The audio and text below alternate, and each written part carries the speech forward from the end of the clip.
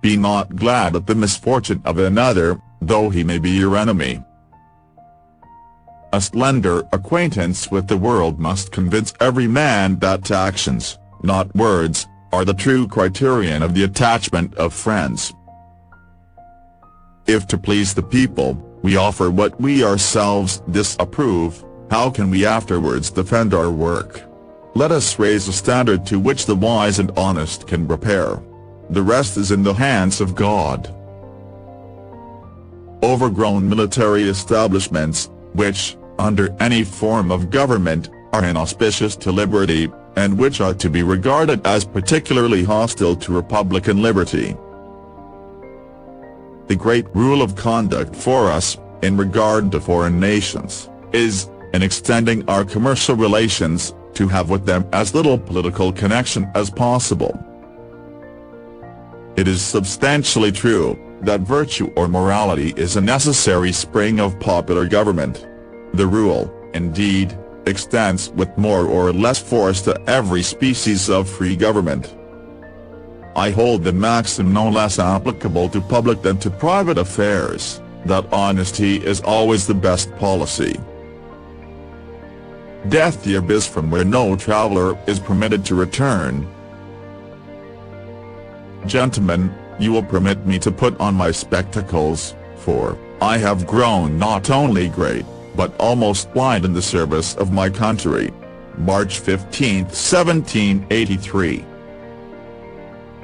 To persevere in one's duty, and be silent is the best answer to calumny. Discipline is the soul of an army. It makes small numbers formidable, procures success to the weak, and esteem to all. Real men despise battle, but will never run from it. We should not look back unless it is to derive useful lessons from past errors, and for the purpose of profiting by dearly bought experience. Be courteous to all, but intimate with few, and let those be well tried before you give them your confidence. To encourage literature and the arts is a duty which every good citizen owes to his country. Where are our men of abilities? Why do they not come forth to save their country? The turning points of lives are not the great moments. The real crises are often concealed in occurrences so trivial in appearance that they pass unobserved. If we desire to avoid insult, we must be able to repel it. If we desire to secure peace, one of the most powerful instruments of our rising prosperity, it must be known that we are at all times ready for war. I conceive the knowledge of books is the basis upon which other knowledge is to be built. Associate yourself with men of good quality, if you esteem your own reputation, for it is better to be alone than in bad company. The harder the conflict, the greater the triumph. A sensible woman can never be happy with a fool. Happiness depends more upon the internal frame of a person's own mind, than on the externals in the world. Worry is the interest paid by those who borrow trouble. Few men have virtue to withstand the highest bidder. Experience teaches us that it is much easier to prevent an enemy from posting themselves than it is to dislodge them after they have got possession. Let us therefore animate and encourage each other, and show the whole world that a freeman, contending for liberty on his own ground, is superior to any slavish mercenary on earth. Perseverance and spirit have done wonders in all ages.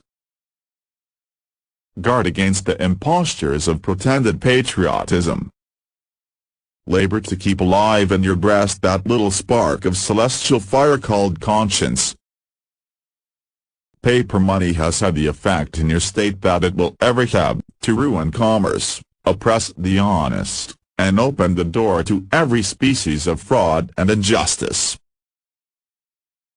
I hope I shall possess firmness and virtue enough to maintain what I consider the most enviable of all titles, the character of an honest man.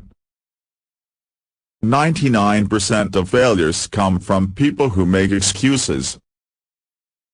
The government of the United States is not, in any sense, founded on the Christian religion. Nothing which can better deserve our patronage than the promotion of science and literature.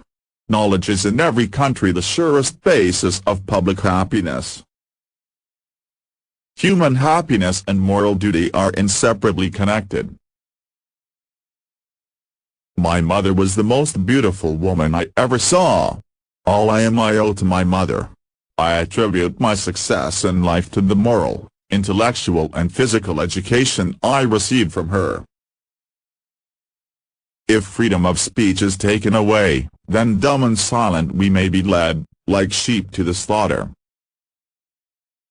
It is better to be alone than in bad company. It is better to offer no excuse than a bad one.